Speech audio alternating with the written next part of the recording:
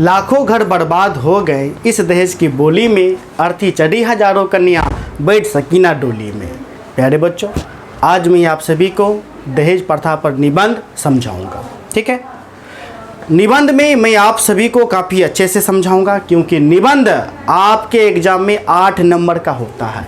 इसलिए आपको हर कीमत पे 8 में 8 लाना ही लाना है।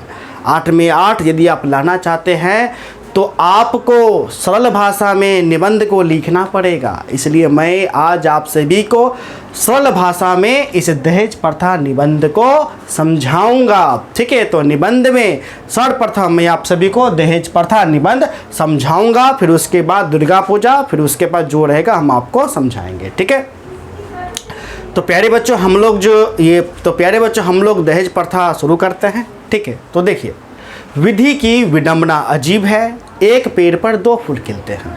एक फूल के खिलने से घर में खुशियाँ मनाई जाती हैं, ढोल ताशे बजते हैं, मिठाइयाँ बांटी जाती है, जबकि दूसरे फूल के खिलने से घर में उदासी छा जाती है, घर में मातम मनाया जाता है, जैसे मानो घर में कोई मर गया है।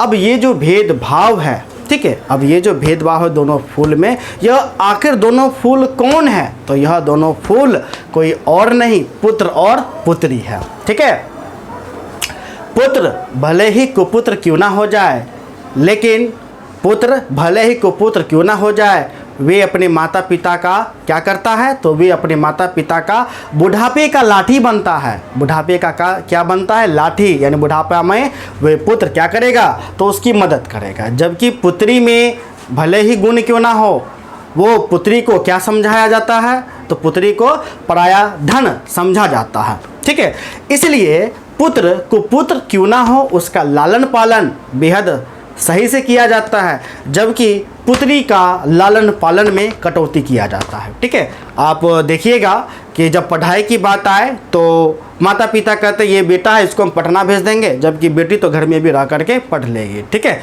इस प्रकार से आता है।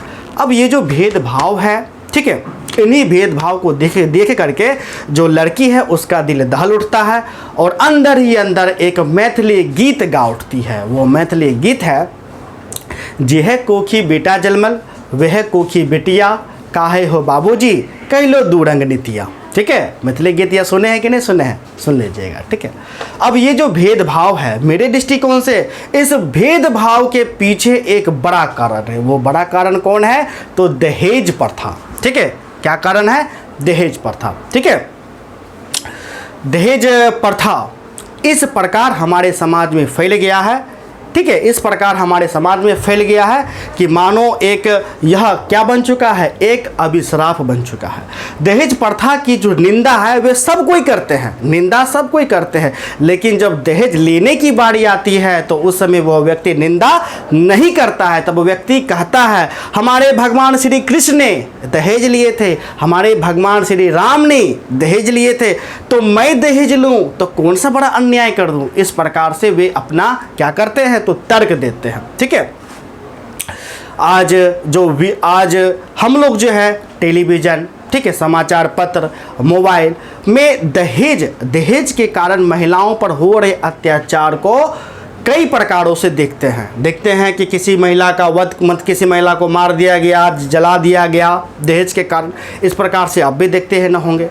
ठीक है, तो आज जो दहेज प्रथा है, ठीक है, दहेज प्रथा वस्तुतः क्या बन चुका है? दहेज प्रथा नहीं, आज जो विवाह है, जो कि पहले तो विवाह होता, आज जो विवाह है वस्तुतः क्या बन चुका है? तो वस्तुतः आपको व्यापार बन चुका है। विवाह एक व्यापार बन चुका है। ठीक है, जिस प्रकार व्यापार में कुत्ता, गाय, बिल्ली, घोड़ा बेचा जाता है, उसी प्रकार विवाह के बाजार में जो लड़का होता है, लड़के पर एक पट्टी को बांध दिया जाता है और लड़के के पट्टी पर लिखा होता है कि लड़का बिकाऊ है, लड़का बिकाऊ है। लड़की का बाप अपने इच्छानुसार रुपए दे करके लड़का को लेकर के जाए और शादी करा दे। ठीक है, अब लड़की का बाप जैसे 2 लाख देगा तो बेरोजगार मिलेगा, 10 लाख देगा इंजीनियर मिलेगा, 50 लाख देगा तो क्या मिलेगा? डॉक्टर मिलेगा। तो इस प्रकार से आपको व्यापार होता है। ठीक है, धीरे धीरे क्या हो जाता है, तो शादी हो जाता है। लेकिन शादी होने के बाद भी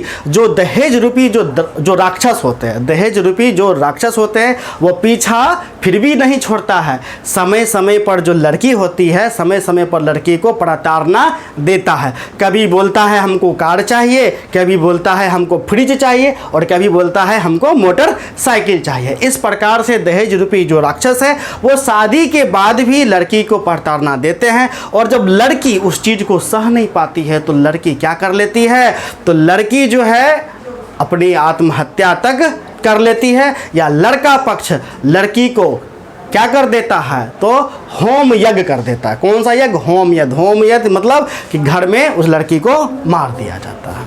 ठीक है, आज यदि हम बात करें तो मार दिया जाता है। ठीक है, अब देखिए जब लड़की जो होती, कभी कभी ऐसा होता है कि लड़की का जो शादी होता है किसी कारणवश हो नहीं पाता है, चाहे उनके माता पिता के पास पैसा नहीं हो, दहेज के लिए पैसा नहीं हो, तो जिस कारण लड़की का जो शादी होता है वो समय पर नहीं हो जाता है, समय से ज़्यादा हो जाता है। जैसे आज के डेट में समय से ज़्यादा क्या हो, किसी लड़की का 27 साल, 28 साल, 29 साल, तो समाज उसको, उस लड़की को तीन करके ताना देता है। लड़की जो है बड़ी होगी, अभी तक शादी नहीं लगा, इन्हें लगा, उन्हें लगा, लड़की का और एज जाता है, तो लड़की को लगता है कि मैं एक माता पिता का क्या हूं, तो बोझ हूं, शादी मेरा नहीं हो चुका है। तो इस कारण लड़की जो है वो अंदर ही अंदर घुटना शुरू कर देती है। और जब भी उनके माता पिता जो शादी लगाते हैं तो दहेज रूपी राक्षस इतना दहेज करते हैं कि लड़की का जो शादी है वो शादी आपको नहीं हो पाता।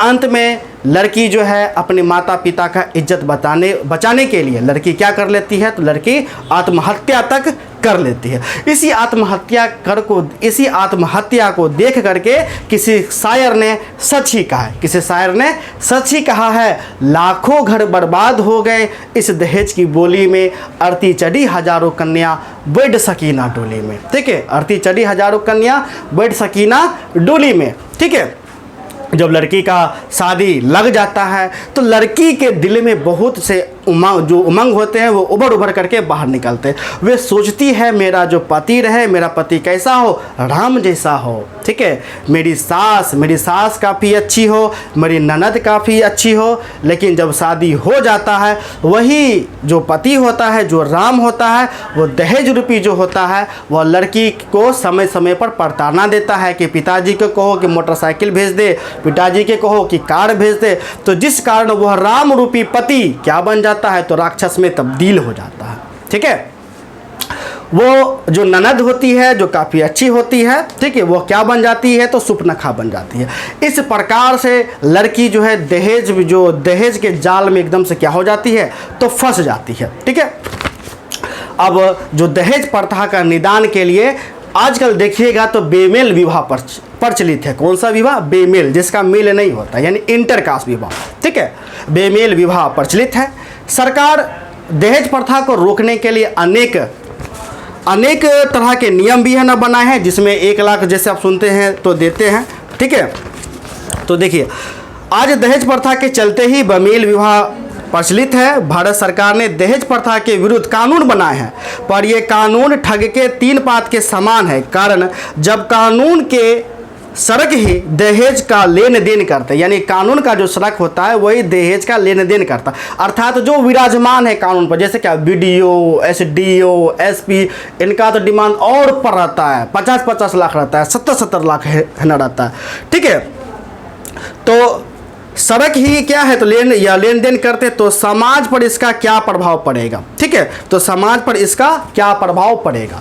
यदि हम दहेज प्रथा को समाप्त करने की बात करते हैं, आखिर दहेज प्रथा कैसे समाप्त होगा, तो मेरी दृष्टिकोण से दहेज प्रथा तभी समाप्त होगा जब हम लड़की को क्या करेंगे, शिक्षित करेंगे, लड़की को मजबूत बनाएंगे, लड़की को इतना शिक्षित कर देंगे कि लड़की अपने बल पे वो खड़ी हो पाए, रुपए कमा पाए। तो लड़की जब शिक्षित हो जाएगी, खुद ही वो दहेज रूपी जो राक्षस होगा उसको क्या करेगी, तो तिरस्कार कर देगी। ठीक है, और उसके बाद और भी कारण है कि जिसके फलस्वरूप दहेज प्रथा समाप्त हो सकता है। वह कारण है अंतरजातीय विवाह, यदि हम अंतरजातीय विवाह को प्रोत्साहित करेंगे तो एक दिन ऐसा आएगा कि दहेज जो प्रथा है वह दहेज प्रथा बिल्कुल ही समाप्त हो जाएगा। ठीक है, तो प्यारे बच्चों आशा करते हैं कि दहेज प्रथा आपको समझ में काफ़ी अच्छे से आया होगा। हम इसका जो नोट्स है PDF फाइल में आपको भेज देंगे। तो मिलते हैं नेक्स्ट वीडियो में, तब तक के लिए धन्यवाद, बाय।